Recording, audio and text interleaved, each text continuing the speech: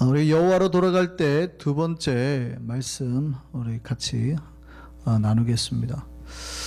우리가 하나님께로 돌아가야 된다라고 하는 것은 지난번에 한번 우리가 살폈었죠. 우리 요엘서 말씀으로 같이 봤었습니다. 우리가 하나님께서부터 멀어지니까 우리에게 뭔가 문제가 발생하더라는 거죠. 우리의 삶에 여러 가지 문제가 발생하는 이유는 복이신 하나님을 가까이 해야 되는데 복이신 하나님으로부터 자꾸 멀어지니까, 그 복에서 스스로 멀어지니까 나한테 복이 안 들어오더라는 거죠. 그럼 우리가 어떻게 하면 그 복을 받을 수 있어요? 복이신 하나님께 가까이 가면 되죠. 대신에 조건이 있었어요. 조건이 뭐냐면, 너희가 올 때 옷을 찢지 말고 마음을 찢고 와라. 그러니까 진짜로 와라는 거예요. 진짜로. 여러 가지 삶에 그래, 오늘 밤은 좀 그래도 나가줘야 되지 않을까, 목사님 비 오고 이러는데 또 사람 없으면 또 목사님 실망하지 않을까, 이런 마음이 아니에요. 여러분, 저를 위해서 나오시면 안 돼요. 여러분의 영혼과 하나님을 만나려고 나오셔야지. 그러면 이제 저하고 관계가 안 좋아지면 안 나올 거 아니에요. 그렇죠? 하나님은 안중에도 없는 거예요. 여러분들이 사람을 배려하기 한 순간부터 하나님은 안중에 없어지는 거예요. 하나님이 2순위가 되거든요. 그 사람보다. 항상 하나님 때문에 하셔야 되는 거예요. 하나님 때문에. 제가 한국에 있는 시끄러운 교회가, 제가 옛날에 있었던 교회에 있는데 10년 동안 교회가 싸웁니다. 10년 동안. 담임 목사님 그 사이에 3번이나 바뀌었어요. 근데 담임 목사님 없는 텀이 한 3년씩 되고 막 이랬어요. 청빙하는데 3년 더 걸리고. 교회가 작년 출석이 한 1,500명인데 물론 많이 줄었습니다. 근데 놀라운 거는 담임 목사가 없는 시절에 교인이 줄지 않고 와가지고 서로 싸우다가 맞네 안 해 틀리다가 나가는 거지, 자기들끼리 있는 동안에는 이상하게 교인이 안 빠져요. 뉴욕 같으면 막 술술술 빠질 수도 있는데. 왜 그런 줄 아세요? 기본적으로 그들이 하나님을 만나야 된다는 생각이, 열망이 강하거든요. 그러니까 굉장히 열심히 강한 교회입니다. 그러니까 어떻게 해서든지 이럴 때일수록 더 하나님을 나가야지. 그러니까 거기는 교회가 매일 밤 9시만 되면 기도팀이 몇 팀 있어요. 매일 밤 철야기도 팀이 한 20명씩 모여서 기도하는 팀이 몇 팀이 있어요. 사무실 이쪽에서 한 팀, 저쪽에서 한 팀, 예배당 이쪽에서 한 팀, 저쪽에서 한 팀. 부서별로 아동부는 아동부, 중동부는 중동부, 선생님들끼리 모이고 여전도회별로 모이고. 왜 그럴까요? 비록 목사가 없어도 그 사람 보러 나온 게 아니거든요. 하나님 보러 나온 거지. 근데 우리는 어느 순간 굉장히 사람들을 배려해요. 뉴욕에서 특히 그러는 거예요. 목사님 낮 보러, 좀 목사님 좀 힘드실까봐 나온단 말이죠. 여러분, 예배는 목사님 봐주러 나온 게 아니에요. 우리가 하나님 앞에 나와야 되는데 진짜를 가지고 나오라는 거예요. 하나님이 네 마음을 찢고 하나님 앞에 나오라는 거예요. 그 마음을 찢어서 우리 속에 뭐가 있는지 그대로 보여주라는 거죠. 그래서 마음을 찢다라는 마음 속에 그 마음을 깨다, 이런 뜻도 있다고 그랬잖아요. 어둠을 깨버리고 그 속에 빛이신 하나님을 그대로 받아들여야 돼요. 그게 하나님 앞에 나올 때 우리가 마음을 찢고 행해야 될 거거든요. 그렇게 우리가 하나님 앞에 나아가면 그 다음에 무슨 일이 일어나는 거죠? 우리가 여호와께 돌아가면 무슨 일이 일어나냐는 거예요. 복이 임한다는 거예요. 우리가 하나님 앞에 그렇게 진짜로 우리의 마음을 열고 나아가면 그 마음에 다 그 영혼에 복이 임한다는 거예요. 오늘 본문이 그거 이야기하고 있습니다. 지난번에 이어서 말씀하시는 게 뭐냐면, 마음을 찢고 여호와께 돌아오면 여호와께서 우리에게 복을 주신다는 거예요. 그 복 주신다는 걸 다 기록하고 있어요. 오늘 본문이. 우리가 하나님을 멀리했던 거를 다 돌이키고 여호와 앞에 돌아오기만 하면, 마음을 찢고 돌아오기만 하면 하나님이 복을 주신다는 거예요. 그 첫 번째가 뭐냐면, 하나님께서 우리를 다시 사랑하시고 우리를 불쌍히 여기신다는 거예요. 그 얘기는 우리가 하나님을 멀리 떠남으로 인해서 하나님의 사랑 그 에리어 자꾸 바깥으로 더 먼 데로 우리가 스스로 나아갔더라는 거죠. 하나님의 능력, 하나님의 손이 닿지 않는다는 표현이 아닙니다. 하나님의 사랑이 약하다는 표현이 아니라 우리 스스로가 하나님부터 자꾸 멀어져서 죄악을 가는 거예요. 하나님과 죄악은 공유할 수가 없잖아요. 그렇죠? 하나님이 죄와 같이 있을 수는 없거든요. 그러니까 우리가 이 죄악 속으로 들어가는 순간 하나님의 사랑과 정의가 그 안에서 실현되지 못하잖아요. 하나님은 건져내는 거지 그 속에 흡수되실 수가 없는 거거든요. 우리를 빼내는 거예요. 근데 우리가 거기서부터 다시 돌아와서 하나님을 가까이 하면 그때부터 우리에게 복이 많은 거예요. 하나님 다시 우리를 사랑하시는 거예요. 신자들은 구원받은 백성입니다. 그죠? 죄에서 건짐을 받았죠. 그런데 그때부터 우리가 구원받은 순간 우리에게 하나님이 하시는 명령이 있어요. 우리에게 요구하시는 게 있어요. 그게 뭐냐면 다시는 죄를 범하지 말라. 예수님 앞에 가늠한 여인을 데려왔을 때 다 돌로 치라고 했을 때 예수님이 땅에다 뭘 쓰시잖아요. 다 떠나갔어요. 너를 정죄하던 사람이 다 어딨냐? 어디?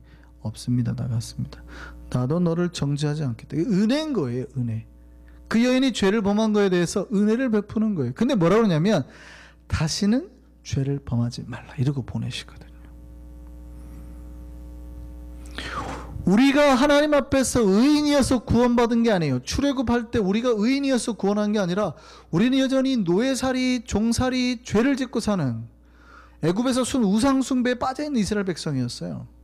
근데 건져낸 이유가 뭐예요? 우리가 하나님을 예배해서가 아니에요. 그냥 건져주신 거예요. 이게 은혜예요. 근데 건져내고 난 다음에 하나님 뭐라고 하냐면 율법을 주시면서 십계명을 주시면서 이 율법을 지키라라고 말씀하신단 말이죠. 그래 신자는 죄에서 건짐을 받았는데 그 다음에 다시는 죄를 범하지 말 걸 또 요구받은 사람이에요. 그런데 이제 현실은 또 그렇지 못해. 이 현실이 이제 우리를 힘들게 하는 거죠. 여기까지는 다 알아요. 우리가 구원받았고 또 죄를 범하면 안 된다는 사람인 건 아는데 현실에 여러분, 저와 여러분을 딱 보세요. 오늘 하루 동안에 몇 번 죄를 범하셨을까요? 오늘 하루 딱 한 번만 죄를 범하신 분. 안타깝게도 죄를 범하지 말라고 하나님 분명히 명령하셨는데도 오늘 하루 동안에도 정말 수십 번의 죄를 범하잖아요. 이게 이제 우리 신자들 안에 이 괴리가, 갈등이 이제 생기는 거예요. 교회에서는 저는 날마다 목사님은 맨날 죄 짓지 말라 하는데 왜 나는 이럴까요? 저도 그 말씀 앞에 서면 똑같단 말이죠. 이게 이제 우리 신자들의 갈등이에요. 근데 어떻게 해야 돼요? 그때마다 빨리 돌아와야죠. 예를 들어서 우리가 이미 온몸은 목욕을 한 사람 아니에요. 그러면 발만 씻으면 되죠. 근데 빨리 발을 안 씻는 부류의 사람은 두 부류라는 거예요. 자기가 목욕했다는 사실을 잃어버리고 그냥 에이 발이 더럽혀졌으니 막 살자 라고 하는 사람과 애초에 몸이 씻겨지지 않은 사람이 있다는 거예요. 그런 사람은 자각을 못하는 거예요. 그냥 그런 애들은 어린아이들이 진흙탕에 놀 때 이미 목욕하고 나와가지고 밖에서 놀다가 발목까지 좀 젖었어요. 근데 목욕하고 있는 이러면 또 목욕해야 되는데 하고 들어가잖아요. 근데 그럼에도 불구하고 막 뒹구는 애들은 정말 어린애여가지고 그 자각이 없는 사람 아니면 진짜로 목욕을 안 한 사람, 두 부류라는 얘기예요.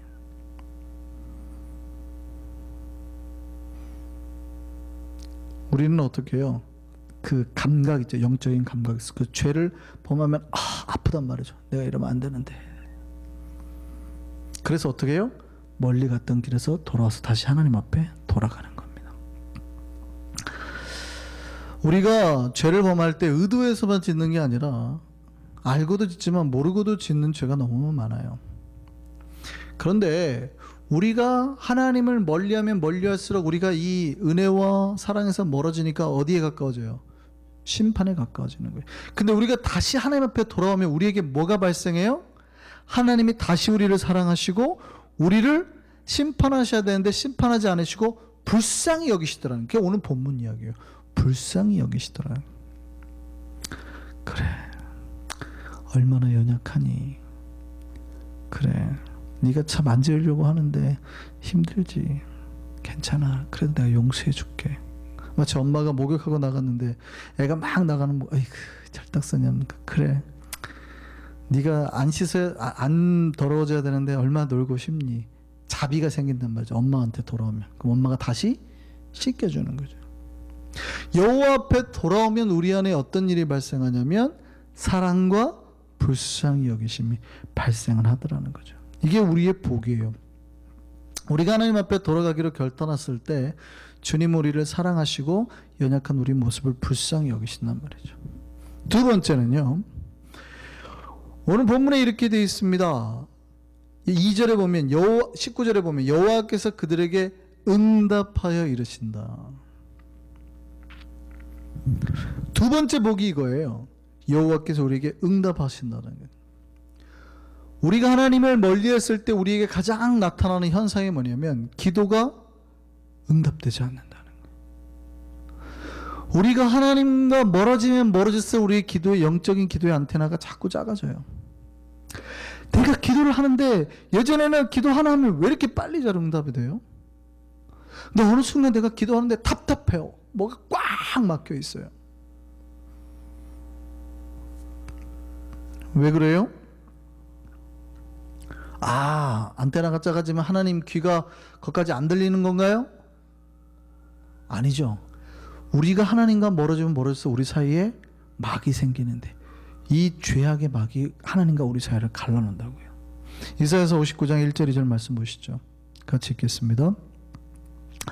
여호와의 손이 짧아 구원하지 못하심도 아니요 귀가 둔하여 듣지 못하심도 아니라 오직 너희 죄악이 너희와 하나님 사이를 갈라놓았고 너희 죄가 그의 얼굴을 가리어서 너희에게 듣지 않으시게 함이니라. 하나님이 못 듣는 게 아니라 듣지 않으신다고요. 우리가 하나님으로부터 멀어지면 멀어질수록 여러분의 기도가 막히는 거예요. 목사님 요즘에 제 기도가 왜 이렇게 막혀요?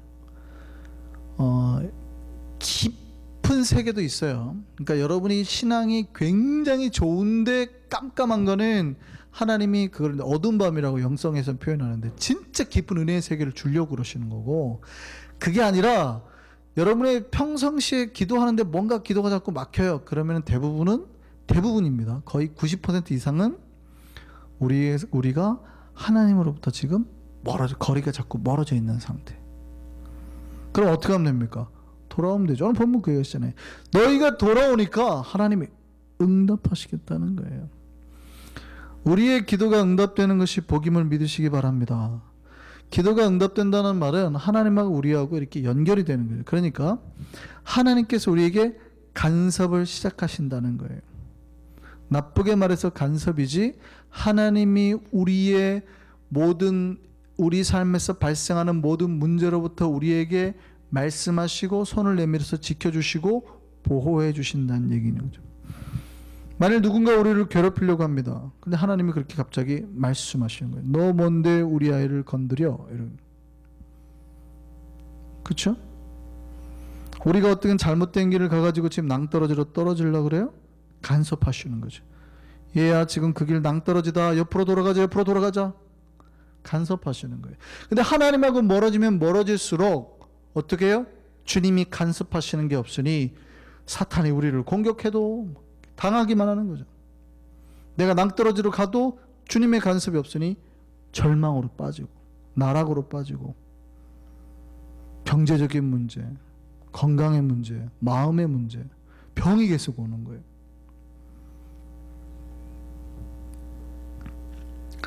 우리가 여호와 앞에 돌아갈 때 우리의 기도가 응답될 줄 믿습니다.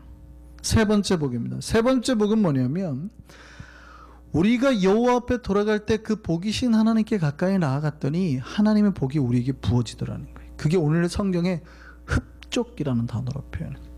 우리를 흡족하게 하신다는 거예요. 아주 우리 마음이 기쁠 만큼 복으로 채워주신다는 거예요. 삶의 복으로 채워주시는, 특별히 오늘 곡식과 새 포도주와 기름으로 우리가 흡족할 만큼 복을 주신다는 거예요. 23절 말씀 보면 이른 비와 늦은 비를 적당하게 채워서 내려주신대요. 여러분 농사를 할 때 복이 뭐냐면 가장 적절할 때 적당한 양의 비가 내려와야 된다는 거예요. 홍수가 막 났는데 거기다 하나님이 더 비를 부어줘요. 이거는 복이 아니고 재앙이잖아요. 땅바닥이 쩍쩍 말라가는데 태양을 계속 내리쳐서 더 마르게 해요. 복이 아닌 거예요.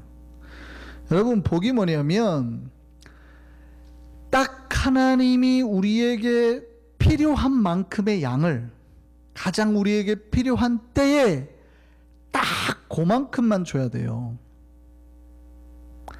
많이 주는 게 복이 아니에요. 여러분, 비가 많이 오는 게 절대 복이 아닙니다. 그죠? 많이 오는 걸 홍수라 그러잖아요. 비가 적은 걸 가뭄이라고 그래요. 우리가 살만한 거는 가장 적절하게 적당량으로 와야 되는 거예요. 이게 복인 거예요.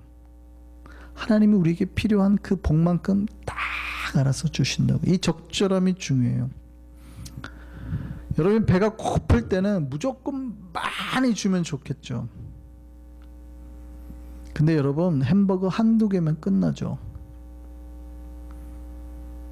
여러분, 누군가가 햄버거 10개를 사주면서 조건이 대신에 다 먹어야 돼.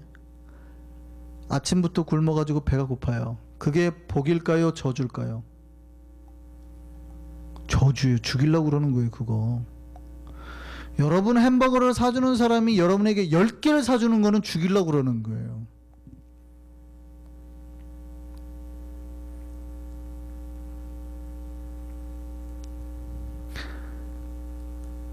제가 지난번에 말씀드렸죠. 한계효용 체감의 법칙이라는 게 있다고요.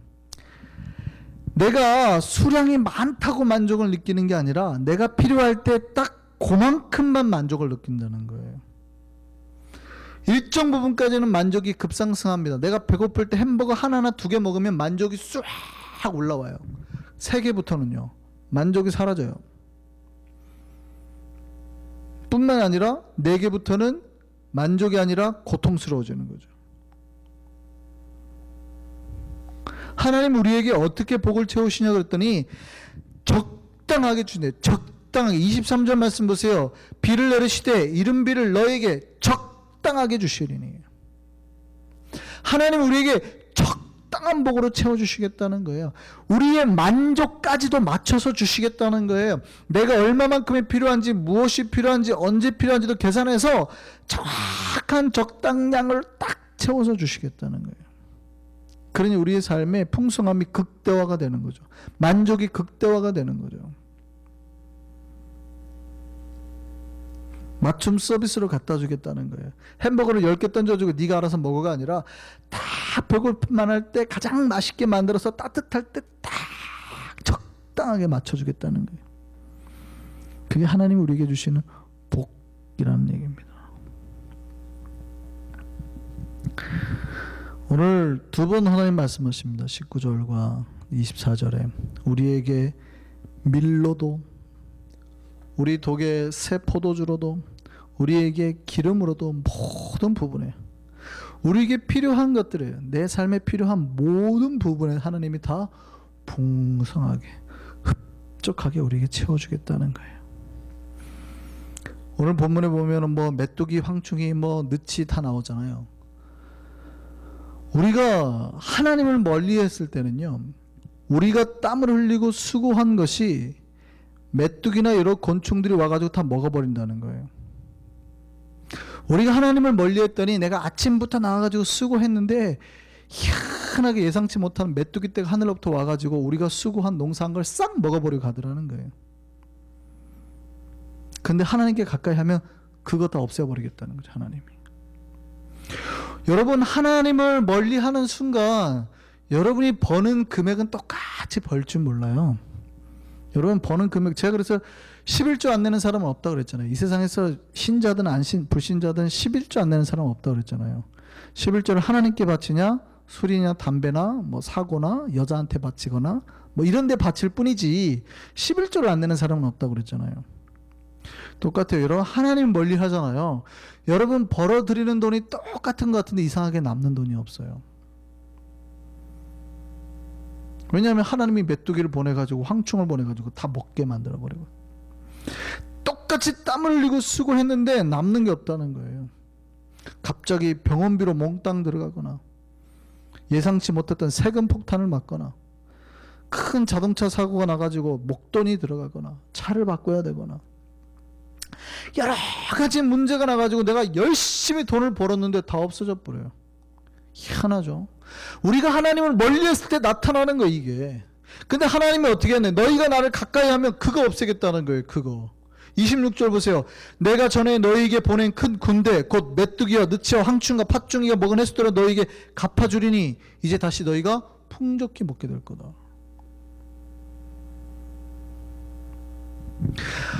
하나님을 멀리했더니 하나님이 우리의 돈 가져갈 것들을 싹 와갖고 싹 없애버렸겠다.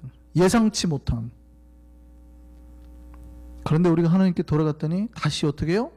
우리가 수고했는데 이게 다 우리께 되는 거예요. 뿐만 아니라 풍성하게 흡족하게 가장 좋게 우리께 되게 만들겠다는 거죠. 우리에게 이 복이 임하기를 소망합니다. 마지막으로요, 여호와께서 자신에게 돌아온 백성에게 주시는 복이 명성이에요. 우리가 하나님을 버렸다는 것은 하나님을 존귀하게 할 기회를 버렸다는 것과 똑같습니다. 우리가 신자들이 해야 될 것 중에 뭐냐면 하나님을 영광 돌리는 자의 삶이거든요. 그래서 십계명에 내 여호와의 이름을 주 여호와 내 하나님의 이름을 망령되이 일컬으면 안 돼요. 그러니까 하나님의 이름이 항상 높아져야지 망령되이 되면 안 돼요. 그러니까 우리가 찬양하는 것도 하나님을 높이는 거잖아요. 전도하는 것도 하나님을 높이는 거잖아요. 이게 신자의 삶인데 우리가 하나님으로부터 멀어지면 가장 안 하는 게 뭐냐면 하나님 높이는 일을 안 해요. 여러분 집안에 찬양이 없어져요? 말씀이 없어져요? 하나님 대단하시다 이런 고백들이 사라져요? 그냥 힘든 거예요. 힘들어. 오늘도 일하기 힘들어요. 수고했어요. 당신도. 잡시다. 내일 빨리 일어나고 나가야지. 하나님을 높이는 일이 싹 사라져요. 집안에서. 그냥 뭐 수고했어. 감사해요. 하나님 얼마나 감사해요. 하나님 우리 그래도 지켜주셔서 오늘 하루도 얼마나 잘 살았는지. 이런 하나님을 칭찬하고 하나님의 이름을 높이는 일이 없어져 버려요. 하나님을 멀리했을 때. 그랬을 때 하나님이 똑같이 어떻게 하냐면 우리의 이름이 명예롭지 못하게 하십니다. 수치를 당하게 하시는 거예요. 욕을 먹게 하시는 거예요.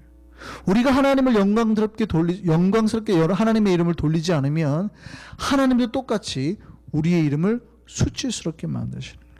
그거예요. 오늘 본문이 그거예요. 보면 26절과 27절은 뭐냐면 내 백성이 수치를 당하지 않게 하겠다. 내 백성이 수치를 당하지 않게 하겠다. 반복해서 말씀하시거든요. 오늘 19절 말씀에 너희 가운데서 욕을 당하지 않게 하겠다. 반복해서 말씀하시거든요.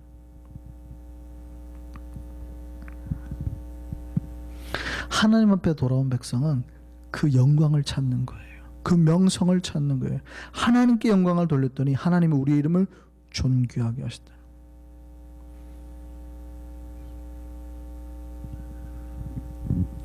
우리는 거룩한 자거든요. 신자는 거룩한 자라는 명성을 가지고 있어요. 근데 우리가 하나님을 멀리했더니 거룩한 자가 부끄러운 자가 됐더라. 거룩한 자가 욕 얻어먹는 자가 됐더라. 맛을 내던 소금이 그 맛을 잃어버리니까 밖에 버려져서 사람들이 지나가는 발에 밟히게 되었더라. 어느 순간 율법주의자가 됐더라. 우리가 신자인 척은 했는데 능력을 상실하니까 껍질만 남은 자가 되었더라. 한국에서 한때 잘 나갔던 많은 목회자나 교회가 있습니다. 그들의 이름이 수많은 사람의 이름이 오르고 수많은 사람들이 모이는 영광스러운 장소였는데 하나님을 버리니까 그 영광의 이름이 그 영광스러운 교회가 한순간에 부끄러운 이름으로 수치의 장소로 바뀌었죠. 예전에 세상에 희망이라는 영광을 얻었는데 이제 손가락질 당하는 부끄러운 존재가 돼버리잖아요. 우리도 잘 알죠. 경험해 와서. 지금은 물론 우리가 잘 회복되어 가고 있습니다만 하나님을 멀리하면 수치를 당하는 거예요. 왜냐하면 그 안에 능력이 사라지기 때문에. 시골에 살던 한 장사꾼이 이제 장사를 마치고 집에 돌아가는 길에 피곤해가지고 잠시 쉬려고 큰 바위 딱 중간쯤에서 쉬고 있었습니다. 근데 딱 한참 쉬고 있는데 바위 사이에 뭐가 이렇게 뱀 같은 게 꿈틀꿈틀 거리는 거예요. 그게 뭔가 놀라서 봤더니 호랑이 꼬리가, 호랑이가 저쪽 편에 있어요. 뒤편에 있는데 이게 꼬리가 넘어와가지고 바위 사이에서 자기 옆에서 살랑거리는 거예요. 이제 일어났다가는 잘못해가지고 호랑이한테 잡아먹히게 생긴 거예요. 그래서 이 장사꾼이 깜짝 놀라가지고 호랑이 꼬리를 꽉 잡고 발로 버티면서 이거 놓치면 죽는다는 심정으로 있었어요. 그렇게 한참을 버티는데 어떤 스님이 이제 지나가는 거예요. 가지고 반가워가지고 이제 전후 사정을 이야기하면서 빨리 돌을 들어가지고 저 호랑이를 쳐서 죽여주십시오. 그러니까 이 스님이 가만히 장사꾼을 쳐다보고 하는 말이 이렇게 하죠.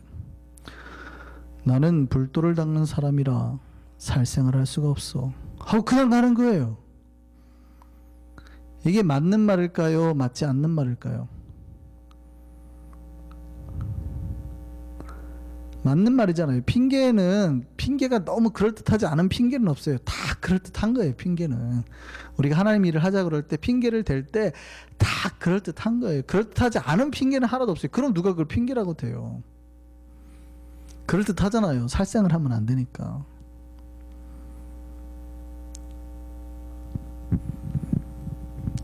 이 장사꾼이 기가 막혔습니다. 참 너무 어이가 없었습니다. 이 모처럼 이 사람이 산속이라 모처럼 만난 사람인데 놓치면 안 되니까 다시 그를 불렀어요.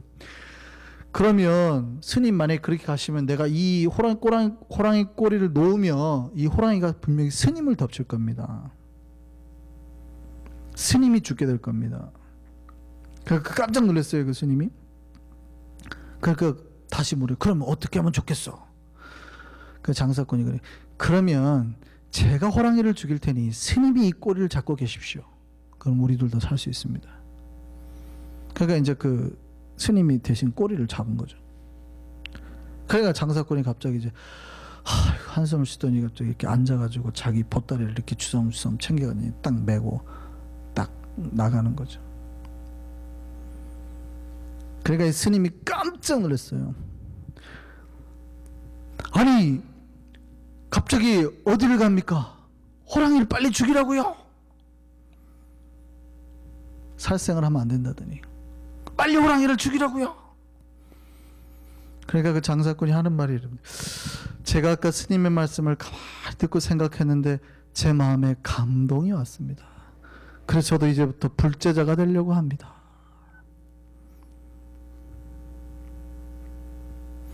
그리고 합장을 하고 유유히 사라지더래요.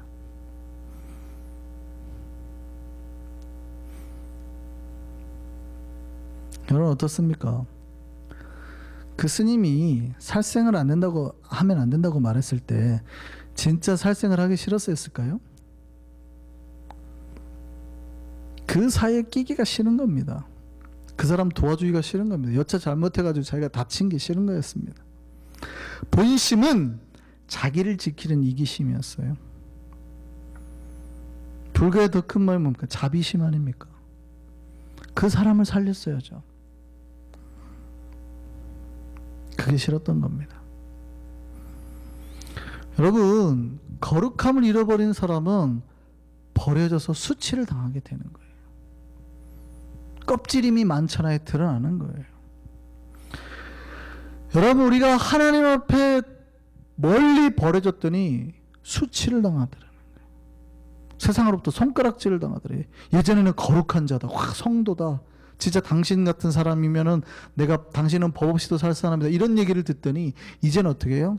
집사도 별거 없네, 네 놈이나 내 놈이나 뭐 교회 다니나 안 다니나 똑같네, 이런 소리를 듣는단 말이죠. 그런데 우리가 여호와 앞에 다시 돌아왔더니 하나님께서 다시 우리를 어떻게 해요? 영광스럽게 다시 우리를 거룩하게 만들어 주시더라는 거죠. 저는 우리 한성교회가 오늘 본문을 통해서 우리가 가르친 이 네 가지 복 누리는 교회 되기를 소망합니다. 여호와 앞에 돌아오면 복을 누려요. 온전히 하나님께서 우리를 사랑하시는 복, 우리를 불쌍히 여기시는 복, 우리가 기도할 때마다 응답하시는 복, 우리에게 하늘의 문을 열고 쌓아주시는 그 복의 역사들, 흡족할 만큼 채워주시는 역사들, 우리의 이름을 다시 거룩하게 만드는 역사, 이 복을 누려 사는 저와 여러분 되기를 소망합니다. 그 복의 은혜가 하나님 앞에 돌아온 우리에게 날마다 채워지고 역사되기를 간절히 바랍니다. 기도하겠습니다.